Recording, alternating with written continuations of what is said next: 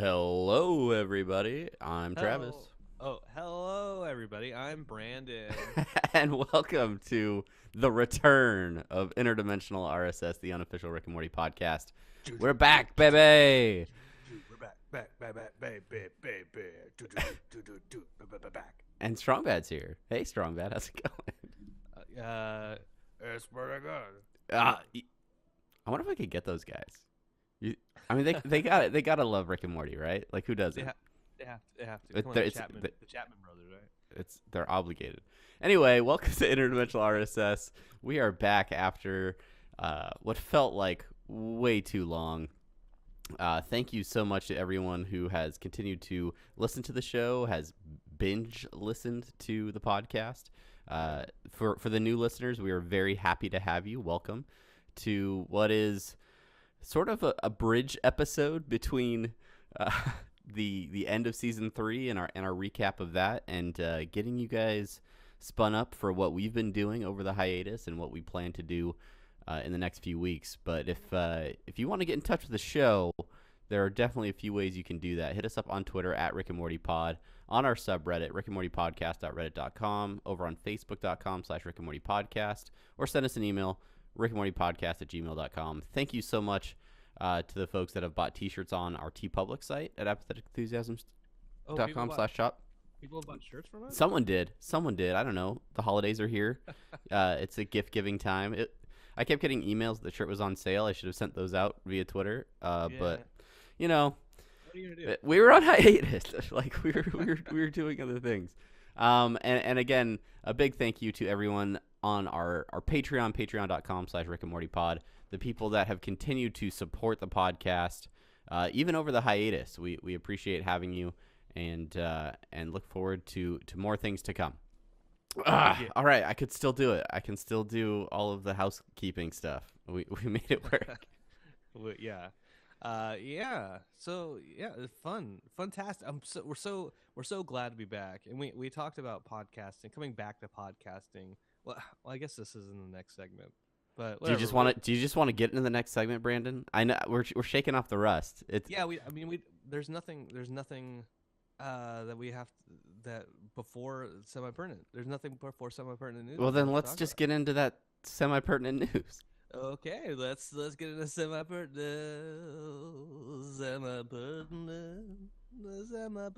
news. You got the jammy jam, you got the hootie hoo, you got the flippy dips, you got the stooby shoo, you got the semi-pertinent news. That's it. Oh man, were you writing in the off season? What I didn't know where to transition into semi-pertinent news, so no, it's killer. It's killer. You're back and better than ever. That's right. Semi-pertinent news, and in all fairness, it has been a slow news season. We've had a couple months worth of time to gather the top headlines in Rick and Morty news, and very little is out there. There's not much to be said. One of the things that is a recent development, if you are a fan of video games, specifically video games that Justin Roiland helps produce, then you know a little bit about Squanch Tendo, or as they are known now, Squanch Games. They recently changed their name. Apparently there's another video game company with a similar name. I don't know. There's so many companies out there. Coincidence? I don't know. But anyway, so they changed to Squanch Games, and they're coming out with the accounting game for PSVR.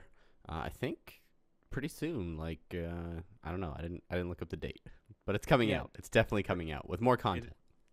It is definitely coming out with more content. Also, when we're talking about VR, also the virtual reality is coming out for PSVR as well. Hey. I didn't see that on the notes. I didn't see that on the show notes because I didn't type it on there, Brandon. But it's there. It's there in spirit. Yeah, it's there in spirit, and I think when we can just talk about this now. With what's been going on with us, that's part of this semi-pertinent news. You got a chance to finally play virtual reality when you visited me on your cross country road trip. Right. Now I know you've like watched YouTube videos and things like that, but how did you feel? And I've given you a little bit of time, seeing as it's been several weeks since you played it. What were your feelings on virtual reality and sort of the experience of hanging out in Rick's garage? Virtual reality was a thing that I hadn't done really since like the mid '90s with like the really blocky kind of graphics. Like the red Virtual Boy from Nintendo. That's the company. That's the Yeah, that's the one. that's the one. Thanks Nintendo for stealing away our Squanch Tendo glory. But yeah, so I hadn't done VR really since then, and then my young Brad has like the Samsung VR glasses, and so I'd done a few of those things. I'm like, oh, that's kind of cool, but it's not. It's more of just a kind of passive experience where you're just like watching stuff, right? Sure. And you and I have talked about VR and about how I think it could be cool if it was more accessible to a lot of people. Um, and so really getting a shot finally at your place during my road trip. I got a chance, and I felt it. I felt part of the future. Yeah. And as before virtual reality. And actually, I'll say this: some of like the Steam stuff that you introduced me to, it Mm-hmm. was cool, but like those games made me sick. Yeah. Yeah. Partially because I didn't know what I was doing. There's like no real purpose to it, and I feel in games like first person shooters or third person, I get motion sick if I'm just my brain is trying to think of like what am I supposed to be doing here other than like meandering through Yeah. Yeah. the world. So that night, the first night I played it, I didn't play virtual reality. I played all the Steam stuff, and then I felt sick all day. The next day, you're like, all right, let's do virtual reality. I was Let's like, try drop it." that Dramamine and let's make it happen because you need to. You can't leave my house and not play virtual reality. That's right. Stock up on some toast inside my belly, absorb all that bile, and throw in some Dramamine. That was good. And so that virtual reality when we streamed the next night, it was awesome. Like it was, we just going through that world and obviously some cameras on us. It was some people watching us, Sure. Yeah. and me being not good at talking and playing video games at the same time. Which is fine. I just thought it was so cool, and there was a one point during it where we were in Rick's garage, and you have to like lean down in order to get into the refrigerator or whatever, or pick something off the floor, and I put my hand up on the virtual countertop so I wouldn't lose my balance, and I realized, oh, okay, now my brain's in it. My brain's in it so much that I'm using something that's not there in order to keep my balance. That's one of the things that always gets me with VR is when I like forget I'm in VR, and I feel like it. And I know it's kind of cheesy or whatever, but there'll be times when I'm like, I feel like, oh, I'm coming back to Earth from wherever I was at because I kind of forget what is going on, and for that environment that you're going into to be the Rick and Morty environment, and unfortunately, you didn't get a chance to play through the whole game, so there are some things you missed as far as like the Gronthamites on their planet, like in the shooting gallery thing with that, and some other big, more climactic parts of the game, but Yeah. but I was really glad that you were able to kind of experience the comedy that's in there, Yeah. and yeah. Yeah, and it's like as far as a Rick and Morty experience, like it's so cool being in that virtual space, being in the garage, and even just that little bit, like being able to mess around and like throw his hammers that he has on his wall around, or For do, the like, Meeseeks around, the little modified Meeseeks that are in there. Yeah. It's just it's so cool, and I wish VR was more accessible so more people could experience it. Well, that's a lot of people have bought Steam or not Steam, Oculus Rifts and HTC Vives over the holidays. Sales went up pretty big, so I do think that the platform is growing, and hopefully we get some more big developers to kind of move in on it and keep pushing it forward, and we'll see what happens. So yeah, that's one of the things that we did over the hiatus.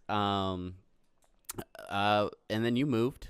Yeah, That we happened. moved. That was a Went, thing. So you're not in a warm tropical like island now. You're on a peninsula instead. that's right. That's warm and tropical.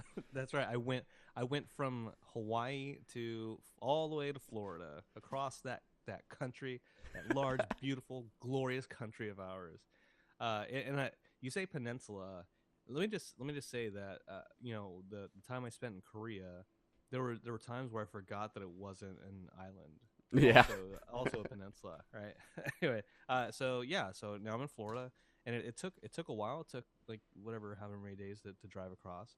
Um, I tried to, I wanted to podcast with you for this thing while we're in Omaha, and then I got sick, and I was like, oh, well, that sucks. I have no energy for this.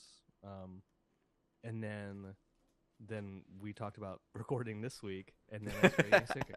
So that's Well, so maybe here your body is just rejecting the idea of podcasting, and this this is your internal biology's way of fighting against the dozens of fans that have been asking for us to record another episode. It's like if you drink too much milk, eventually you're gonna your body's gonna not like it. Too much of a good thing. Too much. Ugh. That's right. All right. So yeah, you've been moving. I've been mostly playing video games. So, yeah, not being as productive as I'd like. But I don't know. Last night we played some games, and I thought, you know what, we should stream these more often. So hopefully, in the days or off days when we're not podcasting, maybe we'll fire up the old Twitch channel, Yeah. and people that are into games can watch us goof around on there. Yeah, absolutely, yeah. absolutely. But so we do have more Rick and Semi. Morty news. Yeah, let's get to that next sort of semi pertinent news. Yeah. Let's go up to this top one, which is that dude from the courtroom short. Whoever. I haven't read the article. Actually, I'll pull up the article while you're talking more about it. But he got arrested. Yeah. So most people remember this. If you're just a diehard Rick and Morty fan and you don't follow anything outside of the show, then there was a short that was released prior to season 3 where Justin Roiland did a reenactment of a courtroom scene that was an actual legitimate courtroom scene where a defendant was basically cussing out a judge and was like talking crap, and they rewrote it as with Morty as the judge and Rick was the defendant, and it was pretty funny. They did it as like an animatic at Comic-Con a couple years ago, and then they finally finished and like actually finished the animation over it, and it's out there on YouTube and stuff. I'm sure we could probably link it in show notes, but yeah, I'm sure. Although we have the link to the article that says that he got life in prison. Yeah. So maybe the link's in there. So just follow the rabbit hole of links. Yeah, but do you know why he got life in prison? No, I'm assuming it might have had something to do with his behavior. Yeah, so he was in prison already, and the reason he got life in prison is because he killed his cellmate. Oh my god. I mean, is that funny? I think it might be funny. I don't know that it's funny. My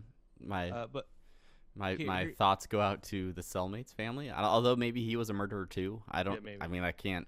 And maybe he murdered his family. So he just like you're like thoughts and prayers. Either way, thoughts and prayers. Here's you saw this on Cinema Blend. Here's a little excerpt from Cinema Blend. Sentenced life in prison for murdering a cellmate in jail. The murder was allegedly an attempt to boost his reputation within the prison. But as Alan reportedly suffers from delusions and schizophrenia, he was also incredibly prone to erratic behavior and outbursts, such as the one that Rick and Morty turned into animated madness. He ultimately pled guilty, which in turn allowed him to receive a maximum sentence of life in prison. Wow. So schizophrenia, Yeah. Delusions. Yeah. So essentially, that Rick and Morty short is mocking a mentally ill individual. Feeling great about that one now. Good job, Adam. Moving on. You can read more about that in the show notes. But yeah, I guess the other semi-pertinent bit of news, and it's more related to this podcast than Rick and Morty itself, is what we're gonna do. You know, we're back. We're ready to make more podcasts. Brandon has his own room in his new house that he can podcast from. So we definitely want to make more, but there's not really new episodes of Rick and Morty to talk about. So why not go back to where it all began, season 1, baby, and really kind of just pick up from the beginning. And I know we've done a recap of the pilot once before, but when we did that, it was sort of a we were trying to do it like free flowing, like commentary style, which was fun, but it didn't exactly fall into the style of how we reviewed all of the season 3 episodes. And I think we would be doing it more justice if we went back and took a closer look at that episode. Obviously, we did the second episode with Snowball, and Perfect. And my dog is freaking out right now. Perfect. I think my dog is building a mech suit in the background. But yeah, so and again, that was sort of like a different style. And oh my god, my dog is literally chasing its tail right now as I talk about the episode. Yeah. All right, I'm gonna get the dog. I'm gonna get rid of the dog too. So when we did the commentary stuff for the pilot episode, like that was fun and it was a nice exercise and if we could do it, I guess. But it didn't really have the same format or structure that we had for all the reviews of the season 3 episodes. So I think it'd be a good idea to go back and try that again. Maybe kind of keep things, sort of in the same way of doing stuff. So starting back at the beginning of season 1, and then that way we'll have all those episodes together as well, right? So we all of our season 3 episodes are kind of in the same spot in the history of the show. So if you want to go find those episodes, you can kind of start at the beginning and listen right through them. And I think it'd be good to do that with season 1 and 2 as well. Yeah, absolutely right. And then we can organize the podcast a little bit better in iTunes, and like you said, keep them together. So people who are new to the show aren't going to whatever their podcast app, their choice, and going, I just want to hear them talk about Me Seeks and Destroy. Yeah. Like where is that, right? We'll have to keep chronological. Yeah, keep things kind of easy to find and hopefully matching with the actual show. If they ever bring it back, who knows? Season 4 not confirmed. Who knows? Who knows if it's actually coming back? Not confirmed at all.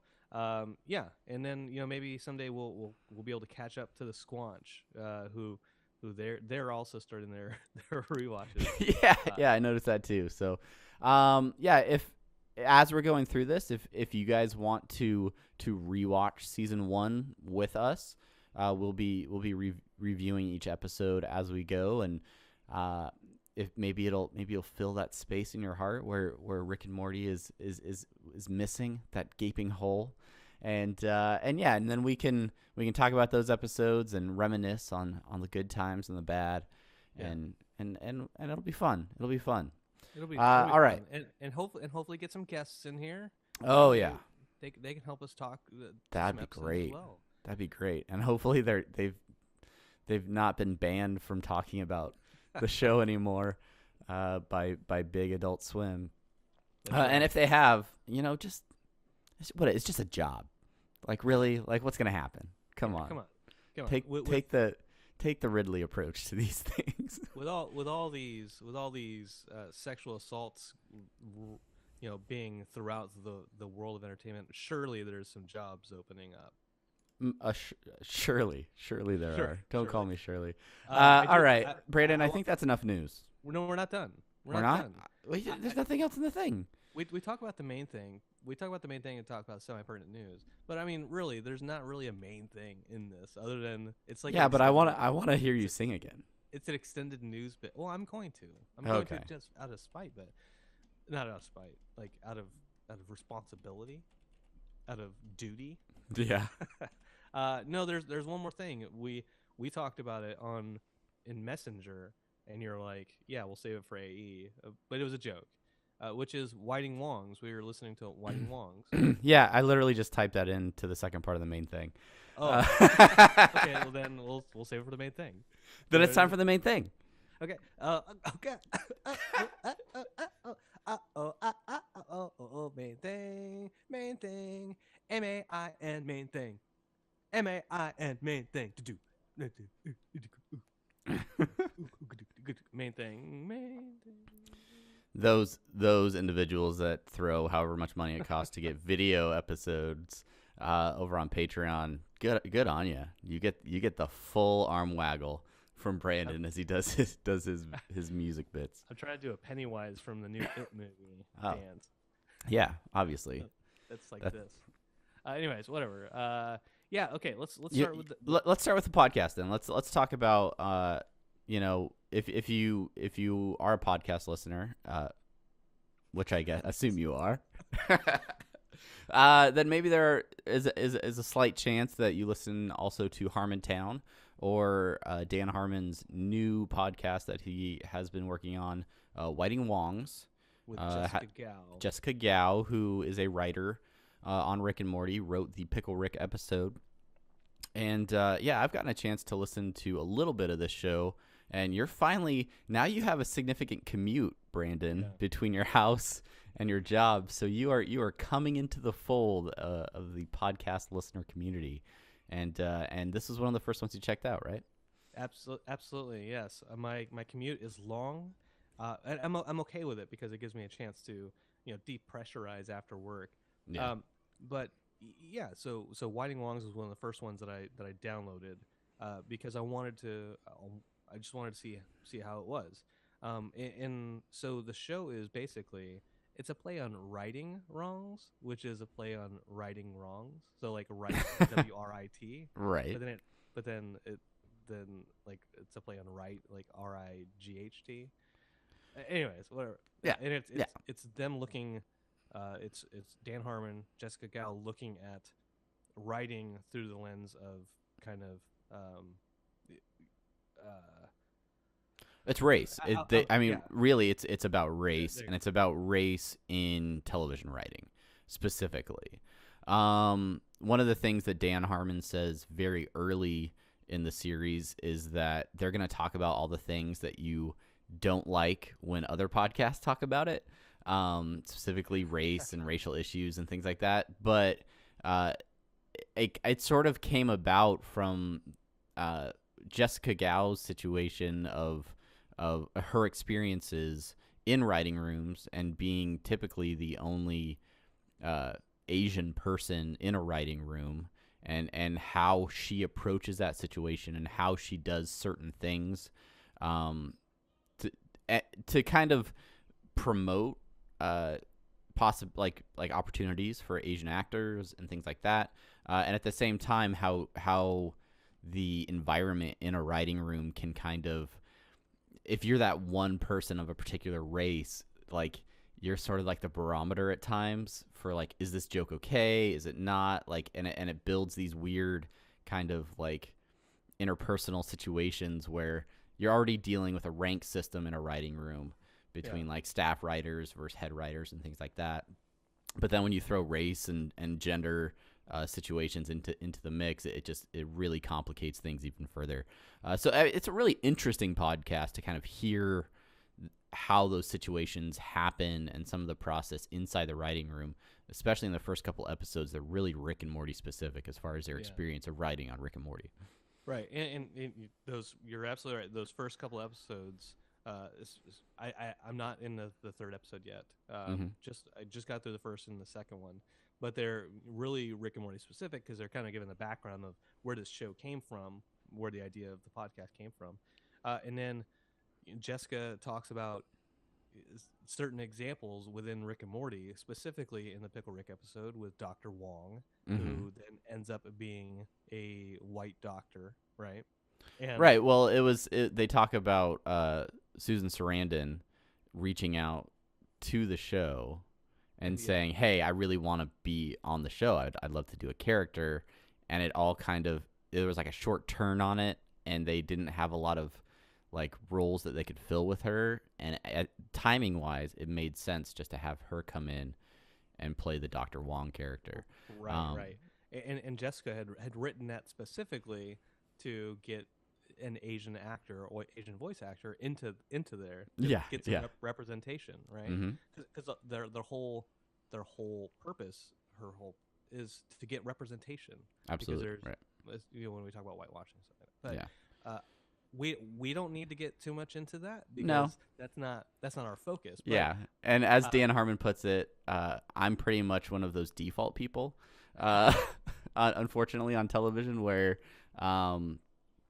there are a lot of white people on TV and probably quite a few doing podcasting as well. And I'm all for supporting and promoting diversity and getting all sorts of people, out on podcasts and out on TV. And so it's a really interesting conversation, and it's if it's something you're interested in, I highly recommend you going and checking it out. And they're the first few episodes, they're kind of doing the early podcast thing where they're figuring stuff out and kind of settling into their format, but they've continued to push through with the episodes, and they've had a few guests and things like that. So go check that show out if you want some more Dan Harmon at least. And the last note I'll say about that is the other reason we're not going to talk too much about it is because we are two white men. And we don't have the perspective that Sarah that Jessica has. And I was going to say Sarah Carbiner, but we also don't have her perspective. We don't have their perspective, and really, I mean, I would love to have them on to talk. But hey, I tried to get them on for Submit for Your Approval Twilight Zone podcast. We're just gonna keep throwing the feelers out there until someone comes back on our show. It's cool podcast. I also a little bit during the hiatus was binge listening to GVP, catching up on Grandma's Virginity podcast. So maybe you're more of a fan of the Justin side of things, the Justin Roiland zaniness, instead of the Dan Harmon. What do I want to say? I'll say Dan Harmon stuttering and stammering. Every once in a while, I'm like, okay, come on, just get it out. Yeah. Every time I hear Dan Harmon like really, really stutter over stuff, it makes me feel way better as a podcaster that everything is forgivable. So thank you to those people that are willing to put up with vocal pauses and things like that. Yes. But yeah, Grandma's Virginity, it's pretty crazy. It's pretty dated if you start back from the early episodes, but the bits in there, just some real funny stuff from the group over at GVP. So those are podcast shout outs. If only we had some actual new Rick and Morty content to talk about, Brandon. Yeah. There's just one sliver that we've gotten since the end of season 3, and that's the Mr. Poopybutthole short that came out on YouTube. It was like right before Thanksgiving, I think it dropped. Yes, you're absolutely right, and it was basically what is Mr. Poopybutthole thankful for, and he's looking through a scrapbook and he's looking at all his memories, and then when he gets through them all, he looks back at his wife and child, and he reaches for he doesn't need his cane anymore. He gets up and he walks into the kitchen. That's right. It's such an emotional moment, which leads directly into the end of season 3 when he's saying, "Ooh-wee, maybe Christmas." Yeah, I think it's the "Poop in My Pants" is the title of the video. That's right. It's a little soap opera-esque. And really, I don't know. I didn't do the research. I'm sorry. I probably should have looked more into how this came about, but there isn't really a lot of voice acting. So it's not like they got Justin Roiland to sit down in a booth and lay down some new tracks. It's all instrumental music and a lot of animation. And the animation is mostly like still shots of like a scrapbook and things that he's looking through really, the way I interpret it is everything that happened between season 2 and 3 in his life. Like we get the end of season 3, and he's like, "Yeah, I sure. Look, I got a degree, and I got married and had a baby. Like, hope you didn't waste your time." And this little short is like an encapsulation of all of that stuff that he did while we were just sitting around waiting for season 3 to happen. Yeah. And all the feels in the world. We all went on a field trip with Mr. Poopy Butthole. There were a couple things within the scrapbook that you pointed out. Let's see, everyone in top hats. That's a thing. Yeah, no, that was one of the things that I was kind of just an afterthought. Is all of him, his wife, and the baby are all constantly wearing top hats, and it leads me to like question like his physiology or something. Like is the top hat clothing, or is it part of his body? Like is it the source of his power? Like what? Why do they all have top hats? And I'm sure it's one of those things that was just like funny, and it was just a reason to put it on. I don't want to get into the like, theory crafting of like too much about the top hats, but I just find it really funny that I think even the in utero shot, like the ultrasound picture, I think the baby had a top hat in there or something. So yeah, I'm not entirely sure what's going on with the top hats. Yeah. What else in that video did you notice that you wanted to point out? One of the things that was interesting to me was sort of the questioning of the age of Mr. Poopy Butthole. Just because when we see him in what is the actual episode that they're in with the parasites? I'm trying to think of the episode Total title. Recall. Total Recall. Yeah, like I get the impression in that episode that Mr. Poopy Butthole has been around, like with Rick for a while. Like at least that's the idea, and they've been on adventures and they've been doing things. So I don't know. Do you have an impression of what his age was, like based on that episode? Like just walking away from that, how old did you think Mr. Poopy Butthole was? At least 28. At least 28, or did you not care? Like I didn't think of him as a kid.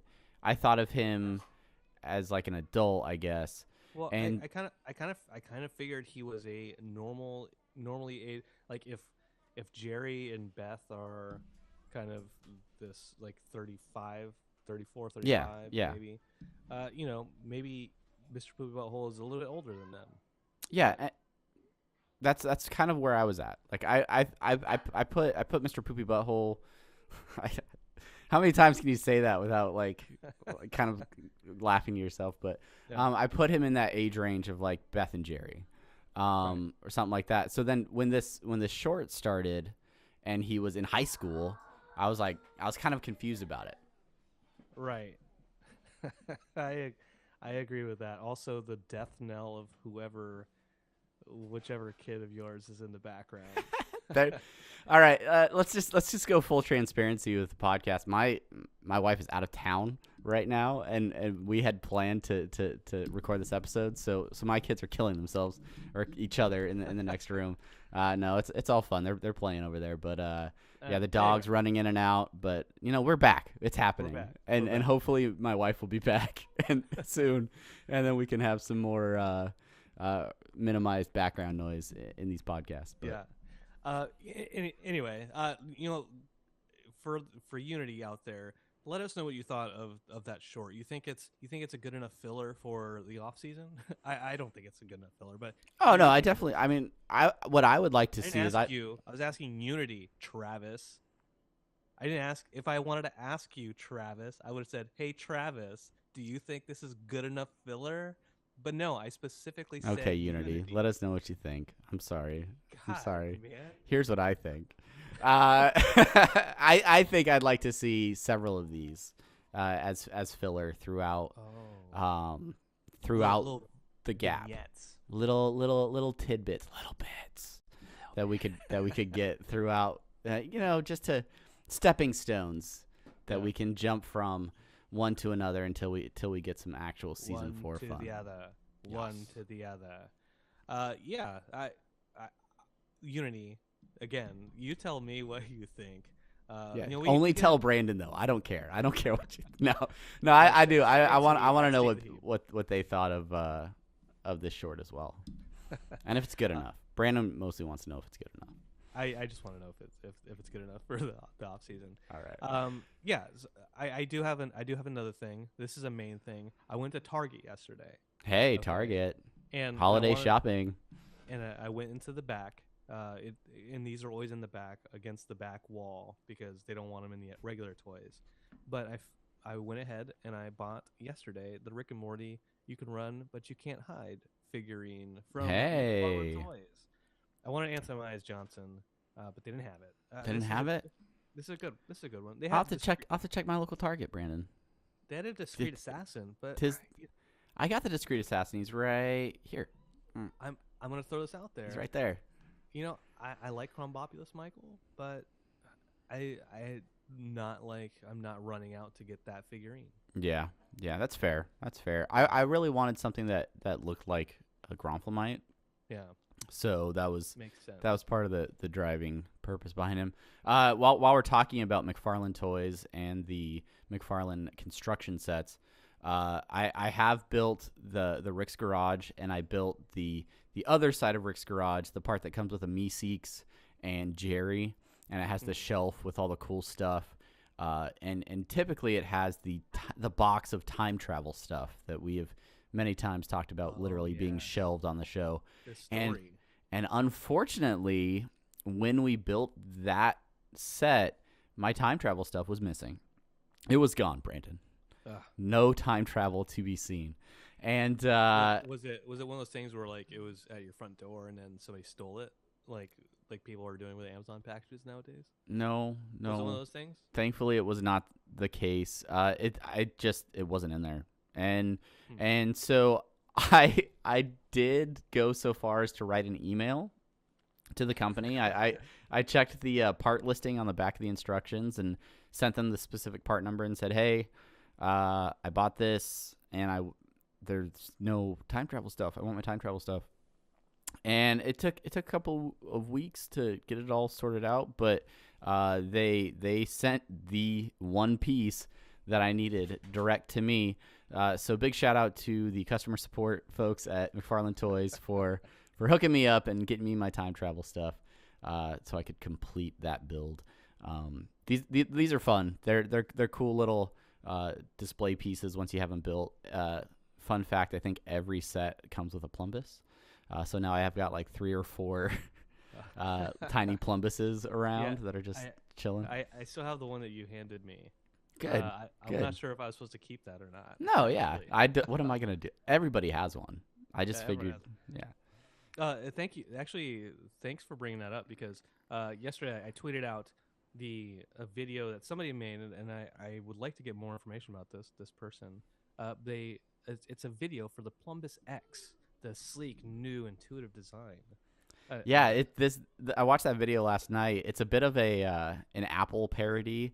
The design videos that Apple does, where they come out with like a new iPhone or something, and Johnny Ive is like talking about the cool updates and the cool sleek design. Oh, they made this part wireless. They were able to bezel the edges and things like that. So it's a really tongue in cheek kind of like Apple iPhone sort of design video for how they have improved the Plumbus and created this Plumbus X, and it's very, very nice animation, like hyper realistic type stuff with the Plumbus, almost to a unnerving level, and it's just funny. It's funny hearing sort of the seriousness in the voice, but then the terminology that's used for the parts of the Plumbus and things like that. It just it's a cool little like subversion of expectations. So yeah, and I'm really excited for the new Wi-Fi feature. That's gonna be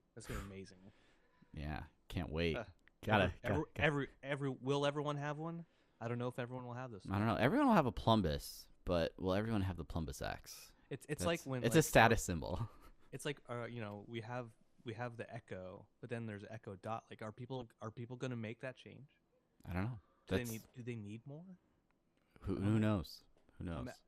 I Time will just- tell, Brandon. Time I will feel tell. like I was acting like Scott Rogowski for All right, let's wrap this baby up. Let's get into some listener suggestions and short outs. Again, big thank you to all the Patreon folks who have continued to support the show even in our hiatus. We are excited to get more content out for you guys, and if you enjoy the show and you've already rated and reviewed and subscribed, but you want to do just a little bit more, head over to our Patreon page, and there's some ways that you can support the show on there as well. And great news, Patreon, they turned back their policy decision to charge you for giving donations to us. Yeah. That was a weird little news story there for a minute, where Patreon was trying to make it easier to pay creators. And they're trying to change that system. And I think part of doing that, they added an additional fee that fell to the patrons, the people supporting those creators. And it was bad PR, unfortunately. A lot of creators lost patrons because of it.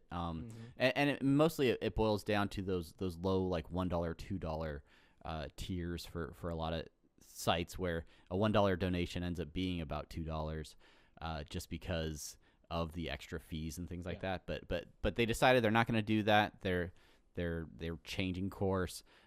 So yeah, that's enough Patreon news. Yeah, that's enough of that. Over on Twitter, we're moving right along. It was a long break. It was a long break. We did get some great tweets, and thanks to everybody that follows us on Twitter. But one particular Twitter event that took place that I love, and we did have some folks send it to us on Twitter as well. But it's the what is a Rick and Morty tweet chain? Are you picking up what I'm putting down? Do you remember seeing this on Twitter, Brandon? Yeah. I actually have it pulled up. I have it pulled up already. I was prepared for this.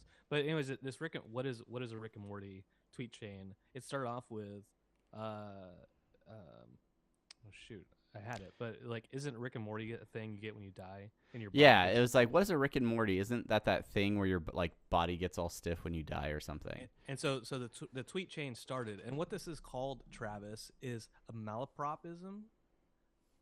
So I just want to throw this out there. It was this Rick and Morty chain. Don't you high road me, Brandon? A series. Don't you do it? We heard your songs earlier in the show. You can't come at me like that at the end of the show. Anyway, so yeah, like this whole chain is really, really funny. It's something like I usually do with Chelsea, my wife, and her family. Like we just start this chain of things that sounds similar, right? So then, like, no, you're thinking of rigor mortis. Rick and Morty is when you get trolled into watching Never Gonna Give You Up, and then it just goes all the way. Oh no, that's Rick rolling. Rick and Morty is blank, and then they give some other definition, and I highly recommend going out and reading the full list. A lot of creative answers and cool things people came up with. So that was really fun to see. Not an officially sanctioned Rick and Morty event, but still really funny. And not even a direct tweet at us, but it was still funny. No emails so far as I can tell. Yeah, nothing of note. These kids they lost their AOL Instant Messenger. Emails right. still working, but it's shoot us an email. Let us know what you want us to talk about. Yeah, but we did get some reviews, Brandon. Yeah, shoot us an email while you still can before AgitPie and net neutrality is before you lose the email tier from your internet service provider. Before you have to pay another additional fee for that, along with giving money to Patreon. We did get a good couple reviews. I don't know how far back this goes, but yeah, we did. I think we might have talked about Swifty Nick before. Great Rick and Morty podcast in October. I love listening to these guys go back and forth like an old married couple. Very insightful about the show and a good laugh every week. Keep up the great work.